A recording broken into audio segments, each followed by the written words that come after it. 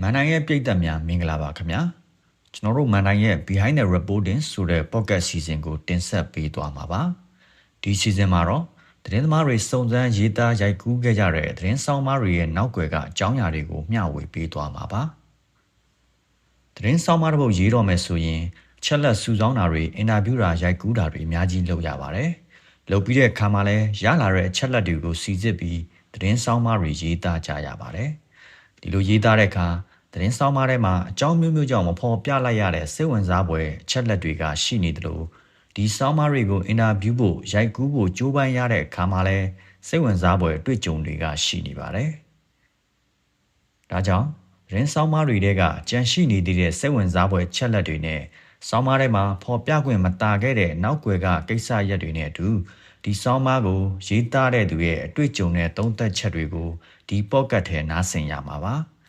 ါဒီနေ့မှာပြောပြဖို့ရွေးချယ်ထားတဲ့အကြောင်းအရာကတော့မန်နိုင်သတင်းဌာနကသတင်းသမားလင်းစီရေးသားခဲ့တဲ့အမ်းမြို့ကြာဆုံးခြင်းဆိုတဲ့သတင်းဆောင်းပါးတစ်ပုဒ်အကြောင်းပါဘယ်သူမှကြာဆုံးမယ်လို့မထင်ထားတဲ့စစ်ကောင်စီရဲ့ခိုင်မာတပ်စခန်းတွေရှိတဲ့အမ်းမြို့ကိုအာရခတပ်တော် AA ကဘလို့ဗျူဟာတွေနဲ့တိုက်ခိုက်သိမ်းပိုက်ခဲ့တာလဲဆိုတဲ့စိတ်ဝင်စားစရာအဖြစ်အပျက်တွေကိုအမ်းမြို့ကနေလွတ်မြောက်လာသူတဦးကိုသတင်းသမားလင်းစီကမေးမြန်းရေးသားခဲ့တာဖြစ်ပါတယ်။ဒီဆောင်းပါးကိုရေးသားဖို့အင်တာဗျူးတဲ့အခါမှာဘလို့မေးမြန်းခဲ့ရတယ်လဲ။ဆောင်းပါးထဲပေါ်ပြခွင့်မတာခဲ့တဲ့ဘလို့ချက်လက်တွေကြန့်ရှိနေအောင်မလဲဆိုတာတွေကိုသတင်းသမားဟယ်ရီကမေးမြန်းတင်ဆက်သွားမှာပဲဖြစ်ပါတယ်။မင်္ဂလာပါကိုလင်းတွေခင်ဗျ။မင်္ဂလာပါကိုဟယ်ရီ။ဒီဆောင်းပါးကိုဖတ်ရတာတော့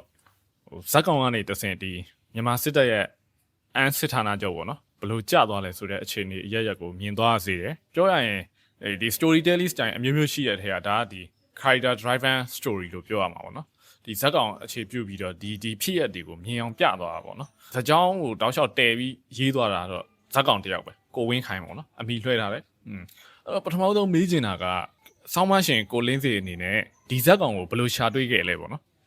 ်ပြီးတော့ interview ခွင့်ရဖို့ကိုဘယ်လိုချိကက်ခဲ့ရလဲသူ့ကိုဟလာကျွန်တော်တွေးလိုက်ရတဲ့ကာလဒီပေါ့နော်အမ်းမျိုးကြာသွားပြီး2လကျော်လောက်မှာသူနဲ့ကျွန်တော်စုံတယ်ပေါ့နော်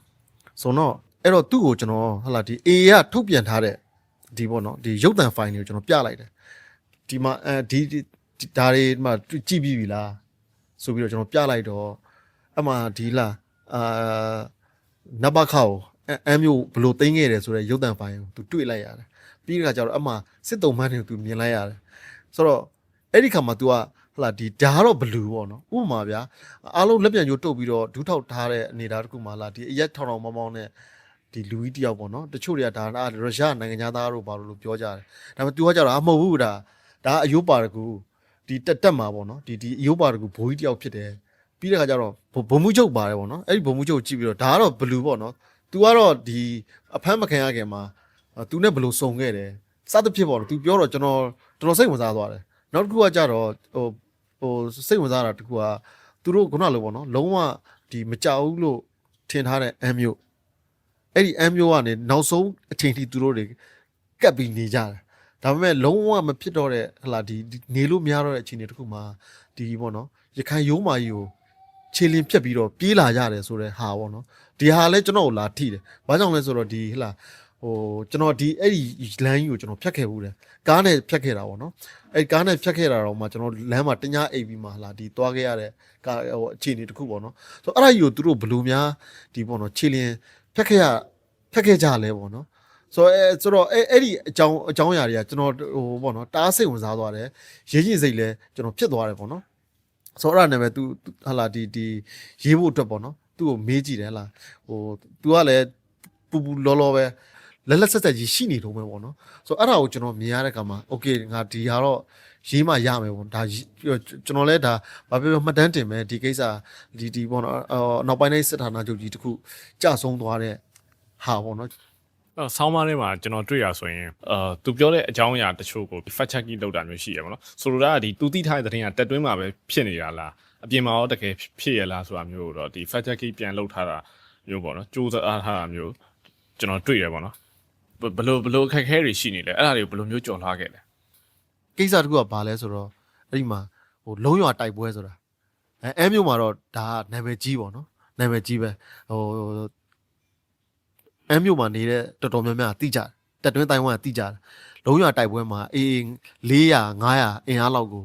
ဒီစစ်တပ်ကလုံးဝအပြတ်သက်ချေမုန်းနိုင်လိုက်တယ်ပေါ့နော်ဆိုတော့အဲ့ဒီဟာမှာကျွန်တော်ပြဿနာတက်တာ तू ကတော့လုံးဝအပိုင်ပြောတာကျွန်တော်ထက်ကမေးတော့ဟုတ်တယ်ဒါကလုံးဝဟုတ်တယ်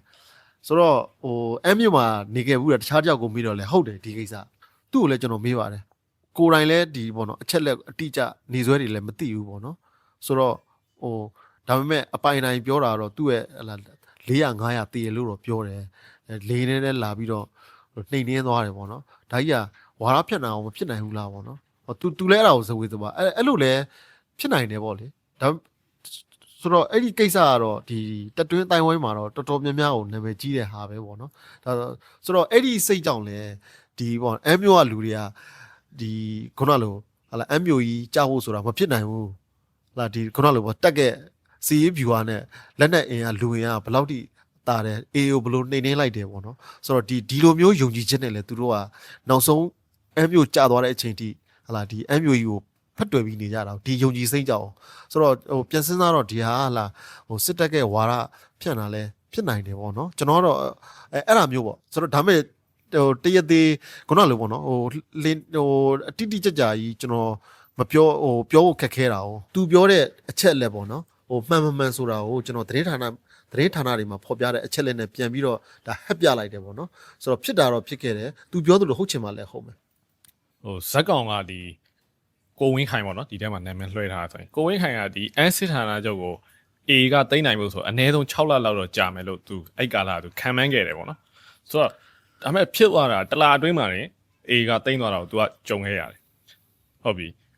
အဲ့တော့စာရေးတဲ့သူကိုယ်တိုင်ကရောဒီရခိုင်ကစီးရေးသတင်းတွေတောက်လျှောက်ကြားနေမှာပေါ့နော်ကြားနေတဲ့အခါကျတော့ကိုယ်တိုင်ရောဒီမတိုင်ခင်ကအန်စစ်ဌာနချုပ်ကြားလိမ့်မယ် A ကတိမ့်နိုင်လိမ့်မယ်အချိန်တိုအတွင်းသိမ့်နိုင်လိမ့်မယ်ဒါမျိုးအဲ့လိုမျိုးတွေးထင်ထားတာမျိုးရှိတာဘယ်လိုမျိုးခံမှန်းထားတာမျိုးရှိအမ်းမျိုးကြတော့ကြလိမ့်မယ်တိုးတော့ဒီလောက်ထိမြန်မယ်လို့မထင်ဘူးဟိုကျွန်တော်ကိုဟွာပေါ့နော်ဟိုကျွန်တော်သတင်းတွေဖက်ရလောက်ပေါ့နော်ဒီလောက်ထိမြန်မယ်လို့မထင်ဘူးဆိုတော့ဒီမှာကိုဝိတ်ကန်ကိုရန်ကလည်းသူ့ရဲ့ဒီအာမနိတ်ပေါ့နော်သူတားကိုအန်အောနေတဲ့ကိစ္စနိုင်ပိုင်းတွင်းကိုကြာသွားတယ်ပေါ့နော်အမ်းမျိုးကြီးကသူကျွန်တော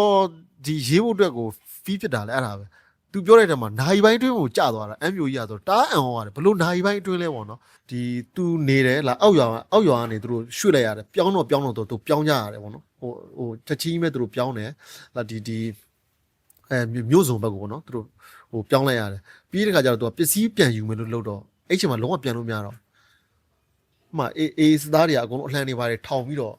့လာဒီမသွားကြနဲ့တော့ပေါ့နော်မသွားကြနဲ့တော့ဒီမှာလာဟိုတိုက်ပွဲကဆက်ပြီးပြင်းထန်ဖို့ပဲရှိတော့တယ်ပေါ့နော်ဆိုတော့အဲ့ဒီအေးစသားပြောတဲ့အတိုင်းပဲပေါ့လေဆိုတော့တိတ်မကြိုင်ပါပဲမြို့ကလုံးဝဟိုမှာဝုန်းတိုင်းကျဲနေပြီအဲ့ဒီခါကျမှသူတို့မိသားစုအပေါင်းဝင်တခြားသူတွေပါဒီပေါ့နော်ညာရင်းချင်းကိုအမျိုးယူစွန့်ခွာပြီးတော့ရိုးမကြီးကိုဖျက်ခဲ့ရတာပေါ့အဲ့တော့ဒီမှာကိုဝင်းခိုင်ပြောတာလေးကလည်းစိတ်ဝင်စားစရာကောင်းတာဟိုအေးစစ်သားတွေကပေါ့နော်သူကမှတ်ချက်လေးပေါ့လူငယ်လေးတွေရုပ်ချောလေးတွေပဲဒီကောင်လေးတဲ့ဟိုပညာတတ်တွေပေါ့နော်ပညာတတ်တွေဆိုတော့ဒီလိုကလေးတွေနဲ့တိုက်လို့ဘလို့နိုင်ပါလဲပေါ့နော်ဒီဗမာစစ်တပ်ကဘလို့နိုင်ပါလဲပေါ့နော်ဒါသူမြင်ရတဲ့ဒီပကတိအခြေအနေမှတ်ချက်ကိုသူပြောတာဘလို့မှဘာမှမဆိုင်တာဗမာစစ်တပ်ကစစ်သားနဲ့ဒီအေရစစ်သားနဲ့ကိုသူရှင်ပြတာပေါ့နော်သူကိုယ်တိုင်မြင်ခဲ့ရတာကိုမြို့ပေါ်မှာကိုဝင်းဟိုင်ပြောသွားတဲ့အထဲမှာဆိုရင်လည်းသူနဲ့တီးတဲ့မြန်မာစစ်တပ်ကတပ်ဖွဲ့ဝင်တွေက A ဝင်လာရင် A ရ N ဝင်သိမ်းလာရင်သူတို့မတိုက်ဘူးပေါ့နော်အများစုကထွက်ပြေးကြမယ်ပြောရင်အညံ့ခံလိုက်ကြမယ်ပေါ့နော်သူတို့ကိုလိုရုံးပြီးထွက်ပြေးကြမယ်ပေါ့နော်သူတို့စစ်ရေးအခြေအနေဟိုဒီတပ်ဖွဲ့ဝင်တွေကသဘောပေါက်နေပုံရပါတယ်ဒီမြန်မာစစ်တပ်ရဲ့အခြေအနေ A ရဲ့အင်အားကြီးမှုအခြေအနေကိုသူတို့မခုခံနိုင်ဘူးဆိုတာသူတို့အသက်နဲ့လဲပြီးတော့မခုခံနိုင်ဘူးသို့မဟုတ်မခုခံသင့်ဘူးလို့သူတို့ယူဆတယ်ပေါ့နော်အဲ့ဒါကိုလည်းမြင်ရတယ်အဲ့ခါမှာတိုက်ပွဲဖြစ်တဲ့အခါကျတော့ဟိုတကယ်ကျတော့သူထွက်မပြေးနိုင်ခဲ့ဘူးပေါ့နော်တေသွားတယ်ပေါ့နော်ကိုဝင်းခိုင်ကဒါကိုသူပြောပြတယ်ပေါ့နော်သူနဲ့တီးတဲ့တပ်ဖွဲ့ဝင်တွေမြန်မာစစ်တပ်ရဲဘော်တွေတပ်ဖွဲ့ဝင်ရဲဘော်တွေဒါတွေကအချိန်တန်းကျတော့ဟိုဟာအေးဝင်သိမ်းတဲ့အခါမှာကျတော့အသက်ဆုံးမသွားတယ်ပေါ့နော်ဒါကိုလည်းသူစိတ်မကောင်းဖြစ်ကြတယ်ပေါ့နော်ပြောရရင်အကုန်လုံးကမမျော်လင့်တဲ့အနေအထားတွေဖြစ်ကုန်တာပေါ့နော်ချက်ချင်း online အဲ့တော့ကျွန်တော်ဆိုလဲသိထားတာရှိတယ်ပေါ့နော်ဒီအခုဆိုရင်ဒီပြည်သူစစ်မှုထမ်းနဲ့ခေါ်လာတဲ့လူငယ်လေးတွေကိုရခိုင်စစ်မျက်နှာကိုပို့တယ်ပေါ့နော်အဲ့ဒီမှာတချို့ဆိုရင် ဒီသတင်းအချက်အလက်ကိုမြန်မာစစ်တပ်ဘက်ကအလုံးလောက်မပေးဘူးပေါ့နော်အလုံးလောက်မပေးဘူးဟိုဟာအေးစေးအဆင်ပြေတယ်မင်းတို့ဒီမှာဆက်ပြီးတက်ဆွဲထားအောင်နေကြအောင်ဘာမှမဖြစ်ဘူးအချိန်တန်းရောက်လာလိမ့်မယ်ပြောပေမဲ့တကယ်ရောက်လာတာကသူတို့ထောက်ပံ့မှုလာတဲ့လူတွေမဟုတ်ဘူးစစ်ကူပေးဖို့လာတဲ့လူတွေမဟုတ်ဘဲနဲ့အေးစစ်သားတွေဖြစ်နေအဲ့အချိန်မှာအကုန်လုံးဒီတက်ထဲမှာအညံ့ခံတဲ့လူကတော့အညံ့ခံတာပေါ့ဗျာခံပြစ်တဲ့လူတွေကတော့သေကုန်တာပေါ့နော် ဟုတ်တယ်လာဒီစောစောကပြောသလိုပဲဟိုကိုဝင်းခိုင်ရဲ့ဒီပြောကြားချက်တွေမှာလည်းပါတယ်ပေါ့နော်ဆိုတာလူတရားမှာပြန်တိုက်မယ်လို့ပြောတဲ့သူဟာ10ယောက်တောင်မပြည့်ဘူးပေါ့နော်ဆိုတော့သူတို့အခြေအနေသူတို့အတိဆုံးပဲ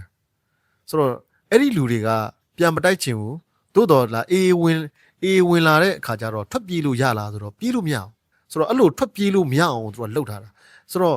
့ပြေးလို့မရတဲ့အနေအထားတစ်ခုမှာသူတို့ကခုနလိုပေါ့နော်နောက်ဆုံးမှာသူအသေးခံရတာပေါ့ဗျာပြန်တိုက်တယ်လက်ထက်မှာတနက်ရှိတယ်ပြန်တိုက်ကြတယ်မှာဟလာအသေးခံရတယ်ဆိုတော့ဟိုဒါမျိုးတွေဖြစ်ကုန်တာဆိုတော့ဟိုကျွန်တော်လည်းမေးတယ်ဟလာမတိုက်ချင်ဘူးဆိုရင်အစိုးကြီးကဘာလို့ထွက်မပြေးကြလဲပေါ့နော်ပြေးလို့မရဘူးတဲ့အကုန်လုံးတက်ပြင်ကိုထွက်လို့မရတာထွက်ခွင့်ကိုမပေးတာဆိုတော့ဟိုတက်ပြင်ထွက်လို့ရတာသူတို့တာဝန်ပေးထားတဲ့သူပေါ့နော်သူတက်ပြင်ကိုထွက်လို့ရတယ်အဲ့ဒီလူကပဲဟလာဟိုတက်တစ်ခုနဲ့တစ်ခုစကန်တစ်ခုနဲ့တစ်ခုကိုသူသတင်းပို့ရတာဆိုတော့နောက်ဆုံးတော့အဲ့ဒီလူကိုလည်းဟိုအေရတကယ်တမ်းမြို့ကိုဝင်သိမ်းပြီဆိုတဲ့ခါကျတော့အဲ့ဒီလူကိုလည်းအေရစနိုက်ပါနဲ့ရှင်းပလိုက်တယ်ပေါ့အဲ့မြို့မှာတက်ရင်တွေရှိတယ်အဲ့နေမီကန်တပ်သားတွေရှိတယ်ဒါပေမဲ့အဲ့တက်တွေမှာလူကြီးကတပ်သားအင်အားဒီလောက်မရှိဘူးတပ်သားအင်အားမရှိကြဘူးဆိုတော့ဒါတစ်ချက်ပေါ့နော်နောက်တစ်ခုကကြတော့အဲ့လိုမျိုးတပ်သားအင်အားမလုံလောက်တဲ့အတွက်ပေါ့နော်ဒီစကိုင်းတို့မကွေးတို့ကနေမှသူတက်ရင်တွေတော့လမ်းခေါ်ကြတယ်နော်ခေါ်တော့အဲ့ဒီတပ်သားတွေကဘာလို့ရလဲဆိုတော့တကယ်တမ်းတိုက်နေတဲ့စစ်မျက်နှာမှာတခုံကအေနဲ့မျက်နှာချင်းဆိုင်ကိုတိုက်ရတာနေပြည်တော်တက်တရားကြတော့ကိုတိုက်ရင်ထဲမှာပဲနေရတာအဲ့ဒီခါမှာသူတို့အချင်းချင်းကြားမှာခုနလိုပေါ့ဟိုပရိပခတွေပေါ့မကျင်တတ်မှုတွေဖြစ်တယ်ငါတို့ကတိုက်ရပြီးတော့မင်းတို့ကတော့မတိုက်ဘူးပေါ့နော်စသဖြင့်ပေါ့လေဆိုတော့နေပြည်တော်တပ်သားတွေကြတော့လေသူတို့ကတိနေကြတယ်ဗျဆိုတော့ဒီပတ်ဝန်းကျင်နဲ့တော့ရင်းနှီးနေကြတော့တိုက်ဖို့ခိုက်ဖို့စောစောကပြောသလိုပေါ့နော်ဟိုတိုက်ချင်တဲ့လူက100မှာ10ယောက်တောင်မှမရှိဘူးဆိုတာသူအဲ့လိုဖြစ်တာဒီတက်မိသားစုကြီးလိုဖြစ်နေကြတယ်ဒီတပ်သားတွေကဆိုတော့သူတို့မှအဲ့လိုစိတ်ခံရှိတယ်နောက်တဲ့တကယ်နဲ့တိုက်နေရတဲ့လူကြတော့တခြားနေရာဟလာဒီလာပြီးတော့တခြားဒေသလာပြီးတော့တိုက်နေရတာသူတို့မှဟလာဒီဘောနော်စစ်သားချင်းတူတော်မှ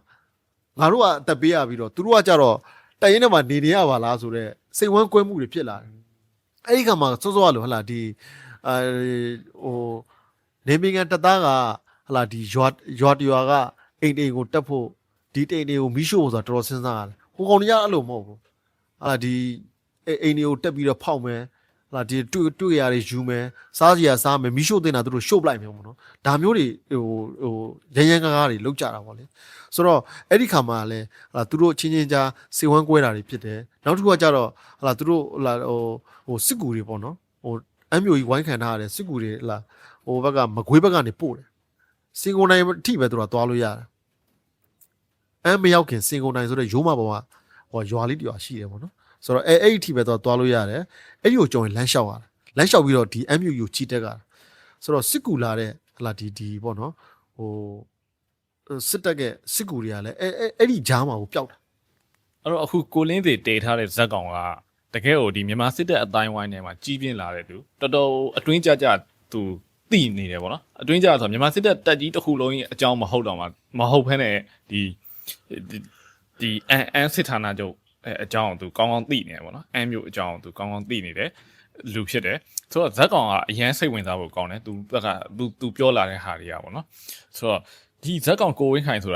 ာဒီမှာတော့အမိလွှဲထားတာအဲ့တော့ဒီမှာတော့အယက်သားလို့ပြောတယ်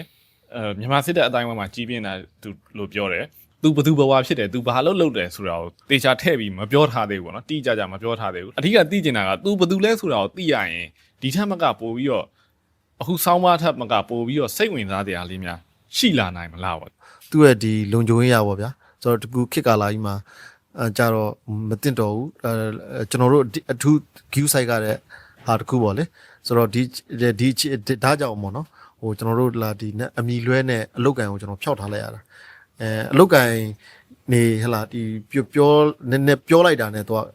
ဟိုဖြစ်သွားမှာပေါ့အကုန်လုံးတိမှာပေါ့နော်ဆိုတော့ခါကြတော့ဆိုတော့ဒီဟာကိုဘယ်ချိန်လောက်ဟိုဖြစ်ရမလဲဆိုရင်တော့အားလုံးတိုင်းပြည်ဟလာဒီစစ်တပ်မရှိတော့ဘူးဆိုရင်တော့ ကျွန်တော်နဲ့ဟိုနာမည်အရင်တကယ်သူ့ရဲ့ဘဝအစစ်အမှန်ပေါ့နော်ကျွန်တော်တို့ဖော်ပြလို့ရပြီကျွန်တော်ရေးလို့ရပြီနောက်ထပ်ပေါ့နော်အခုကတော့ဒါဟိုလိုပြောရရင်တော့အမီးသဘောပေါ့အမီးသဘောဖြစ်တယ်တကယ်တမ်းသူ့ရဲ့ဘဝအစစ်အမှန်ကိုသာရေးရမယ်ဆိုတော့တကယ် story ခေါင်းတစ်ပုတ်ထပ်ဖြစ်လိမ့်မယ်ကျွန်တော်တို့အဲ့ဒါလုံးဟိုပါပေါ့နော်ဟိုလုံးဝပြောလို့ရတယ်စိတ်ဝင်စားဖို့ရ story တစ်ပုတ်ဖြစ်တယ် ဒါဆိုရင်ကျွန်တော်တို့ကနောက်တစ်ချိန်မှာဒီကိုဝင်းခိုင်ရဲ့အမိအရင်းနဲ့အလောက်ကိုင်းတွေကိုဖော်ပြနိုင်တဲ့အချိန်ကျရင်ဒီထက်ပိုပြီးစိတ်ဝင်စားစရာကောင်းတဲ့ version တစ်ခုပေါ့နော်ထွက်လာမယ်လို့ကျွန်တော်တို့ကတော့ user ရပေါ့နော်မျှော်လင့်နေပြီပါတယ်ဒီအတွက်လဲဆက်ပြီးတော့အားထုတ်နေမယ်အခွင့်အခါကိုစောင့်နေမယ်လို့လဲထင်ပါတယ် ဟုတ်ကဲ့ကျွန်တော်ရေးမှာအဲ့ဒီရဲ့ version ကတော့ကျွန်တော်ရေးမယ်ဟိုဝတ္ထုတစ်ပုတ်လိုမျိုးပေါ့နော်ကျွန်တော်စူးစမ်းပြီးတော့ရေးမယ်လို့တော့စိတ်ကူးထားတယ်အဲ့ဒါတော့နော်ဒါကတော့နိုင်ငံရေးအခြေအနေပေါ်မူတည်တယ်